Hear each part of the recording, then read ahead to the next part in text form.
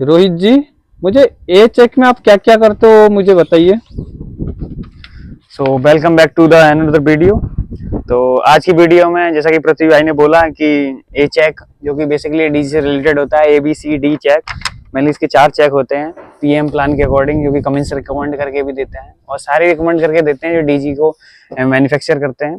तो मेनली हमारा जो डीजी है वो है कमिंस के द्वारा बनाया हुआ, जिसका मॉडल है KTAA 90G13। आप देख भी सकते हैं यहाँ। तो हम पॉइंट वाइज बात करेंगे कि हम क्या क्या ए चेक के दौरान चेक करते हैं। तो सबसे पहला पॉइंट है जो हम ए चेक के दौरान चेक करते हैं वो है इंजन ऑयल लेवल।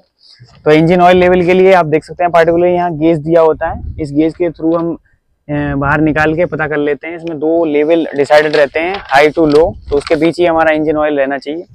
और आगे दूसरा पॉइंट है वो है एयर फिल्टर। तो आप देख सकते हैं ये फ्लीट गार्ड का इसमें एयर फिल्टर लगा हुआ है। अगर इसकी कंडीशन हमें बाहर से पता चल जाती है। आप देख सकते हैं वो लगा है वैक्यूम इंडिकेटर, उसमें रेड बैंड आ जाता है अगर ये चौक होता है, तो इससे इंश्योर हो लेते हैं हम कि ये सही है या चौक हो गया है। आगे है फ्यूल लेवल, यानी कि जो डीजल, जो हाई स्पीड डीजल इसमें यूज होता है उसका लेवल हमें चेक करना होता है। तो आप इस गेज के थ्रू यहाँ चेक कर सकते हैं कि हमारा ऑयल का लेवल कितना है, मेनली डीजल का, हाई स्पीड डीजल इसमें यूज होता है। फिर चौथा पॉइंट है लुब्रिकेशन प्रेशर, जो कि हमें HMI के थ्रू देखना होता है। वो किलो पास्कल में इसमें शो होता है, बट जो आप देखते होंगे बहुत सारे लोग बताते भी हैं कि 2.5 to 7 kg पर सेंटीमीटर स्क्वायर होता है। तो लगभग किलो पास्कल में जो वैल्यू होती है वो वही होती है kg पर सेंटीमीटर स्क्वायर में। तो आप उनमें कंफ्यूज ना हो। आगे जो पॉइंट है वो है ड्रेन कंडेंसर ट्रैप। तो आप देख सकते हैं ये जो पाइप आया हुआ है ऊपर से, ये ड्रेन कंडेंसर ट्रैप के लिए है, जो कि फ्री कंटेमिनेशन से फ्री होना चाहिए। आगे जो पॉइंट है वो है कूलेंट लेवल।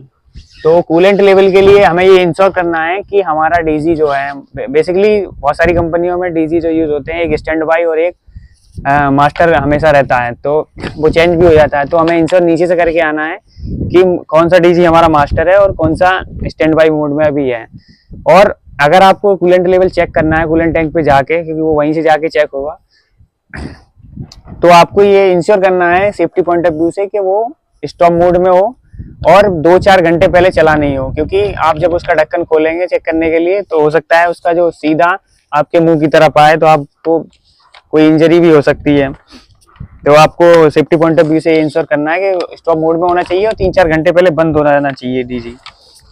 आगे जो पॉइंट है वो है स्टार्ट स्विच इन ऑटोमेटिक। ये भी आपको HMI पे देखने को मिलेगा पॉइंट। जो बटन होता है वो स्टार्ट स्विच इन ऑटोमेटिक, क्योंकि हमारा सिस्टम ऑटोमेटिक में है तो आपको इंश्योर करना है कि वो ऑटो में होना चाहिए। एनी ऑब्नॉर्मल साउंड एंड वाइब्रेशन, मान लो आप सुबह आए और इलेक्ट्रिसिटी से मतलब जो ग्रिड है वो कट गया और तो आपका डीजी स्टार्ट हुआ, तो डीजी स्टार्ट हुआ तो आप ये इंश्योर कर सकते हैं कि कोई हमारा जो एबनॉर्मल साउंड हमारे डीजी से नहीं आ रहा हो। वो आप अपने जो सेंसेस हैं उसके थ्रू पता कर सकते हैं एक्सपीरियंस बेस पे। फिर आगे जो वाला पॉइंट है वो है connecting load testing. Connecting load testing mainly जब हम डीजी की कैपेसिटी के अकॉर्डिंग जो है वो डिसाइड करके दे देते हैं। जैसे कि मान लो हमारा डीजी जो 625 kVA का, तो उस पर कितना लोड हम मैक्सिमम कनेक्ट कर सकते हैं। इसके लिए मैंने वीडियो ही बनाया, तो आप वो वीडियो देख भी सकते हैं।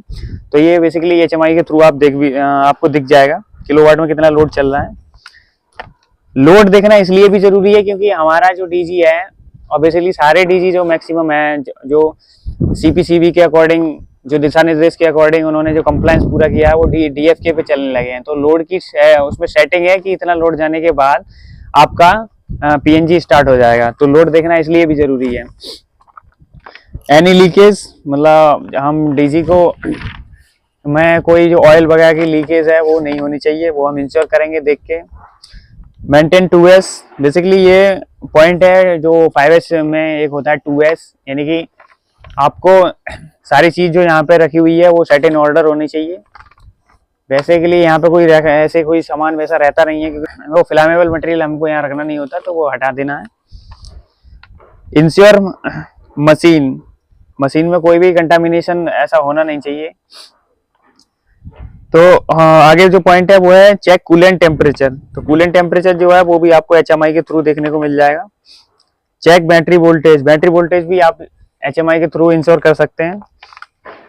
बैटरी चार्जिंग सिस्टम, ये आपको देखना होगा कि जो हमारे बैटरी पे जो टर्मिनल्स हैं, जो दूसरे एंड पे मैं दिखा दूंगा आपको, वो प्रॉपरली टाइट होने चाहिए। और आगे जो अगला पॉइंट है वो है बी बेल्ट कंडीशन। तो बी बेल्ट की कंडीशन को भी आपको विजुअली चेक करना है कि उस पर कोई डैमेज या कट का निशान नहीं हो, क्योंकि वो हमारे फैन को चलाता है, जिससे हमें कूलिंग, हमारा डीजी को कूल्ड रहता है। तो ये सारे पॉइंट थे बेसिकली जो हम ए चेक के दौरान चेक करते हैं। तो आपको ये जानकर वीडियो कैसा लगा? अगर वीडियो अच्छा लगा तो हमारे चैनल को सब्सक्राइब कीजिए और दोस्तों अपने दोस्तों के साथ शेयर कीजिए। तो थैंक्स फॉर वॉचिंग।